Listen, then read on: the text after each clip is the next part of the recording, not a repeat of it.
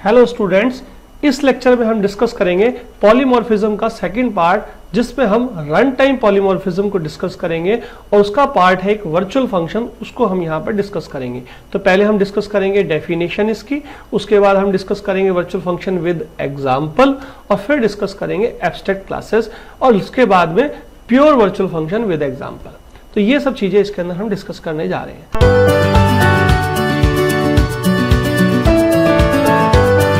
तो सबसे पहले वर्चुअल फंक्शन की डेफिनेशन क्या होती है। Virtual function is a member function that can be redefined in derived class while preserving it's calling properties through references. Through references, ध्यान से देखिए, रेफरेंसेस हम जो यूज करते थे वो हम यूज करते थे पॉइंटर्स में, तो यहां पर कुछ ना कुछ पॉइंटर का कंसेप्ट इंप्लीमेंट किया जाएगा। यानी कि जब हम इनहेरिट करेंगे किसी भी क्लास को, किसी भी फंक्शन को, तो अगर वर्चुअल कीवर्ड यूज किया जा रहा है तो किसी भी फंक्शन को जब हम वर्चुअल फंक्शन कीवर्ड के साथ यूज करेंगे तो वो वर्चुअल फंक्शन यूज, जब हम किसी फंक्शन को वर्चुअल कीवर्ड लगा देंगे तो वो फंक्शन वर्चुअल फंक्शन हो जाएगा, लेकिन वो अपनी कॉलिंग प्रॉपर्टीज को प्रिजर्व करेगा। किस तरीके से प्रिजर्व करेगा यही हम नेक्स्ट स्लाइड में डिस्कस करने जा रहे हैं। देखिए यहां पर हमने क्लास बनाई है, उसके अंदर हमने एक फंक्शन बनाया है जिसके आगे कीवर्ड लगा दिया वर्चुअल, तो ये फंक्शन वर्चुअल बन गया। लेकिन इसका क्या बेनिफिट हुआ, इसे हम एग्जाम्पल में समझते हैं। आइए नेक्स्ट स्लाइड पे, यहां पर देखिए हमने एक प्रोग्राम बनाया है, एक क्लास बनाई है, जैसे कि हमने पिछले लेक्चर्स में बनाई थी। क्लास बनाई है फर्स्ट, उसके अंदर एक फंक्शन बनाया है शो, इस फंक्शन को हमने वर्चुअल कीवर्ड दे दिया है। दूसरी क्लास बनाई है, उसको फर्स्ट से ही इनहेरिट किया है और इसको नॉर्मल फंक्शन रखा है, इसके अंदर लिखा है आई एम सेकंड। तीसरी क्लास बनाई है, इसको भी हमने फर्स्ट क्लास से इनहेरिट किया है और इसके अंदर भी शो फंक्शन यूज किया है। लाइक हमने जैसे फंक्शन ओवरराइडिंग में किया था, यहां पर भी कुछ ऐसा ही किया है, लेकिन जो पहला वाला क्लास है, पहली वाली क्लास में जो फंक्शन का नाम लिखा गया है उसे हमने वर्चुअल कीवर्ड का यूज करते हुए किया है। इसका क्या बेनिफिट होगा, इसका बेनिफिट क्या होगा हम बाद में देखेंगे। पहले अगर हम सिंपली यहां पर ए डॉट ए बना दिया, बी बना दिया, सी बना दिया, जब हम इसको सिंपली कॉल करेंगे तो ये अपने अपने फंक्शंस का डेटा डिस्प्ले करेंगी, I am first, I am second और आई एम थर्ड, इसका आसानी से आउटपुट आ जाएगा। लेकिन अगर हम वर्चुअल फंक्शन का एक्चुअली इंप्लीमेंटेशन देखना चाहते हैं तो हमने क्या किया, यहां पर एक ऑब्जेक्ट बना दिया। ऑब्जेक्ट पहला कौन सा बनाया, हमारा पहला ऑब्जेक्ट बना जो कि पॉइंटर टाइप का है। ध्यान से देखिए, ये पॉइंटर टाइप का ऑब्जेक्ट बनाया है। दूसरा ऑब्जेक्ट नॉर्मल ए, बी और सी बना दिया, ए फर्स्ट, सेकेंड, थर्ड का।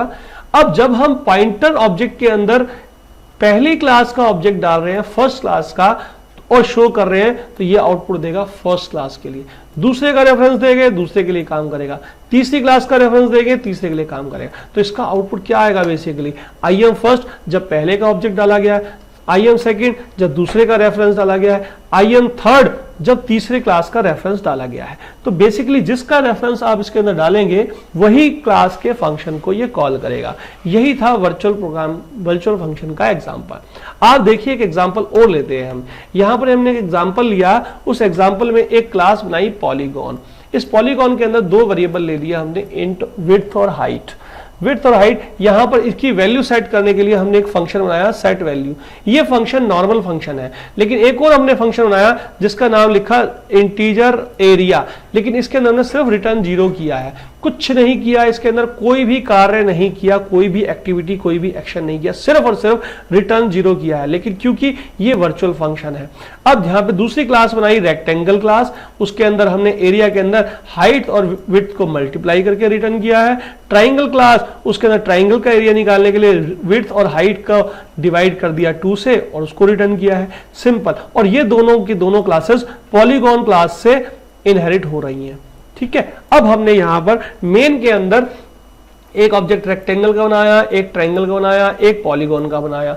अब तीनों के रेफरेंस पास कर दिए। पी पॉली 1 में रेक्टेंगल का रेफरेंस डाल दिया, पी पॉली 2 में ट्रायंगल का रेफरेंस डाल दिया, पी पॉली 3 में सिंपल पॉली का डाल दिया। तो अब हमने सबके लिए सेट वैल्यूज कॉल किया, सबके लिए 4 5 4 5 4 5 ही हमने असाइन किया है, जिससे हमें आसानी से पता चल जाएगी क्या हम तीनों फंक्शन को डायरेक्टली कॉल कर रहे हैं, एरिया एरिया एरिया। तो अब जब कॉल कर रहे हैं ये रेफरेंस के थ्रू कॉल हो रहा है और आउटपुट क्या आएगा इसका, देखिए पहले वाले का आंसर आएगा 20, क्योंकि पहला वाला किसका एरिया है, पहला वाला रेक्टेंगल का एरिया है, तो रेक्टेंगल में दोनों मल्टीप्लाई हो जाएंगे। दूसरा वाला ट्राइंगल का एरिया आ गया और तीसरा वाले में रिटर्न 0 हो रहा है तो सिर्फ रिटर्न 0 हो जाएगा। तो जिसका हमने रेफरेंस पास किया उसके लिए वैल्यू काम कर रही है यहाँ पे। तो ये था वर्चुअल फंक्शन का दूसरा एग्जांपल। अब देखते हैं हम प्योर वर्चुअल फंक्शन किसे कहते हैं। प्योर वर्चुअल फंक्शन और एब्स्ट्रैक्ट क्लास एक दूसरे से मैच करती हैं, दोनों को एसोसिएट किया जाता है, दोनों एक साथ यूज होते हैं। एब्स्ट्रैक्ट क्लास वो क्लास है जिसके अंदर at least one pure virtual function होगा, number 1।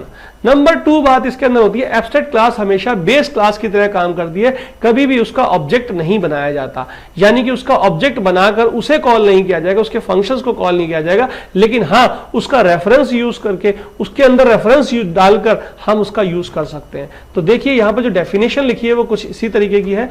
Abstract base class are the classes that can only be used as a base classes, यानी कि एब्स्ट्रैक्ट क्लास हमेशा बेस क्लास की तरह यूज होती है। They are allowed to have virtual member functions without definition.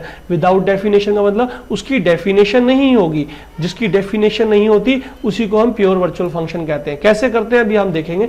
The syntax to replace their definition by equals to 0 that will be equals sign 0 that will be known as pure virtual function. अब देखिए यहां पे जब हमने virtual function कोई बनाया show, उसके आगे लिख दिया इक्वल्स टू 0, तो इस तरीके का फंक्शन को हम प्योर वर्चुअल फंक्शन कहते हैं। जिस फंक्शन के अंदर आपने इक्वल्स टू 0 लगा दिया वो प्योर वर्चुअल फंक्शन कहलाएगा। और ये क्लास अगर बेस क्लास की तरह काम कर रही है, करेगी सिर्फ, तो इसे हम एब्स्ट्रैक्ट क्लास कहेंगे, नॉर्मल क्लास नहीं कहेंगे, इसे हम एब्स्ट्रैक्ट क्लास कहेंगे जो सिर्फ और सिर्फ बेस क्लास की तरह काम करेगी। आइए इसका एक एग्जांपल देख लेते हैं। सेम वही प्रीवियस वाला प्रोग्राम का एग्जांपल लिया हमने, एक क्लास बनाई फर्स्ट जिसे हम बेस क्लास की तरह यूज कर रहे हैं। That first class will be treated as a abstract class because in this we have contained a function show equals to 0। यहां पर हमने वर्चुअल फंक्शन जो लिया है शो, उसकी वैल्यू को 0 असाइन कर दिया। ठीक है, इसी को हम प्योर वर्चुअल फंक्शन कहते हैं। सेकंड क्लास हमने बनाई सेकंड, उसको फर्स्ट से इनहेरिट किया। ऐसी थर्ड क्लास बनाई, उसको भी हमने फर्स्ट से इनहेरिट किया, जो कि प्रीवियस एग्जांपल की तरह ही लिया है।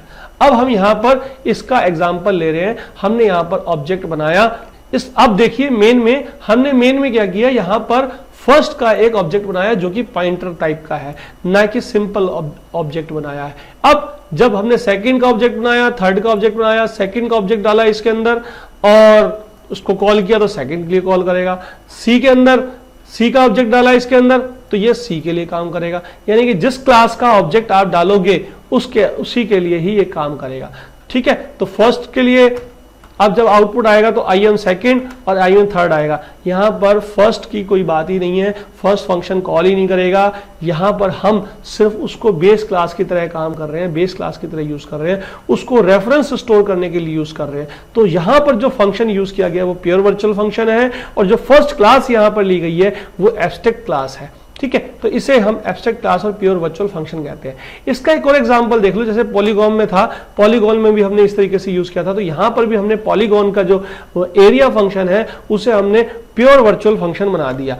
अब प्योर वर्चुअल फंक्शन बना दिया तो इसका जो ऑब्जेक्ट बनेगा वो क्लास का सिर्फ और सिर्फ ऑब्जेक्ट बनेगा जो कि रेफरेंस स्टोर करेगा। यहां पे भी रेफरेंस स्टोर कर रहा है, यहां पे भी स्टोर कर रहा है। तो यहां पर दो हमने ऑब्जेक्ट बनाए जो कि सिर्फ रेफरेंस स्टोर कर रहा है, पहले रेक्टेंगल का और दूसरा ट्राइंगल का। फिर उसी तरीके से हम इसके लिए वर्क कर देंगे और यहां पर ये आउटपुट आ जाएगा, सेम आउटपुट आएगा, लेकिन अब 0 के लिए आउटपुट नहीं आएगा, यानी कि फर्स्ट क्लास जो भी पॉलीगॉन क्लास है उसके लिए कोई आउटपुट नहीं आएगा। तो ये था प्योर वर्चुअल और वर्चुअल फंक्शन। अब हम डिस्कस करते हैं dynamic memory allocation. Pure virtual function के थ्रू हम डायनेमिक भी मेमोरी एलोकेशन कर सकते हैं ऑब्जेक्ट्स की, यानी कि मेमोरी को डायनेमिकली एलोकेट किया जाता है। यहां पर देखिए हमने क्या किया, यहां पर हमने इसका ऑब्जेक्ट बनाया रेक्टेंगल का, जबकि हमें इसको सिर्फ रेफरेंस यूज करना है। यहां पर हमने ट्राइंगल का ऑब्जेक्ट बनाया, जबकि हमें सिर्फ उसका रेफरेंस यूज करना है। इनिशियली इसी ऑब्जेक्ट से ही काम कर रहे हैं हम सारा। देखिए हम इस ट्राइंगल के और रेक्टेंगल के ऑब्जेक्ट से कोई काम ही नहीं कर रहे, तो हम डायरेक्टली इसका ऑब्जेक्ट क्यों बनाए, इसकी मेमोरी एलोकेट क्यों करें? मेमोरी एलोकेट ही नहीं करनी चाहिए, इसकी अलग अलग 3 ऑब्जेक्ट बनाएंगे या 4 ऑब्जेक्ट बनाएंगे तो हम डायनेमिकली इनकी मेमोरी एलोकेट करेंगे उस रेफरेंस के थ्रू और काम कर लेंगे। यही हमारा डायनेमिक मेमोरी एलोकेशन होगा। तो नेक्स्ट एग्जांपल देखिए, सेम वही प्रोग्राम लिया, सेम वही क्लासेस हैं, फर्स्ट, सेकंड और थर्ड, सेम वही बेस क्लास है, वही शो फंक्शन है। अब यहां पर देखिए, जब हमने क्या किया, फर्स्ट क्लास का जब ऑब्जेक्ट बनाया, फर्स्ट क्लास का जो ऑब्जेक्ट बनाया P, उसके अंदर हमने लिखा न्यू सेकंड। ये न्यू कीवर्ड का हमने यूज किया है जो डायनेमिक में मेमोरी एलोकेट कर रहा है सेकंड के लिए, यानी कि P के अंदर जो ऑब्जेक्ट क्रिएट हो रहा है वो बेसिकली सेकंड का हो रहा है, ना कि P का, ना कि फर्स्ट का।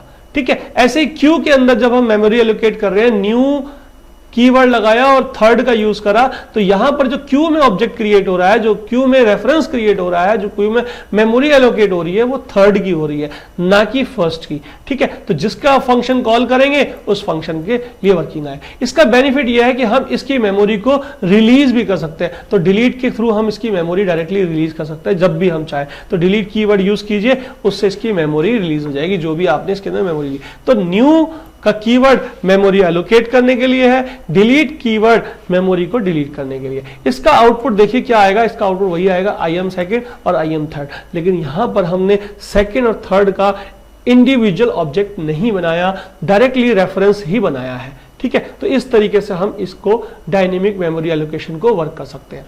अब इसका एग्जांपल भी देख लीजिए, पॉलीगॉन का एग्जांपल। पॉलीगॉन के एग्जांपल में भी सेम वही हमने काम किया है, उसी तरीके से न्यू कीवर्ड लगाकर हमने इसका यूज किया है और डेटा को डिस्प्ले करा दिया। इसका भी आउटपुट सेम वही आएगा जो हमारा पहले आ रहा था, बस हमने इंडिविजुअल ऑब्जेक्ट्स नहीं बनाए हैं। ठीक है, तो ये था डायनेमिक मेमोरी एलोकेशन और वर्चुअल और pure virtual functions. Thank you so much for watching our video.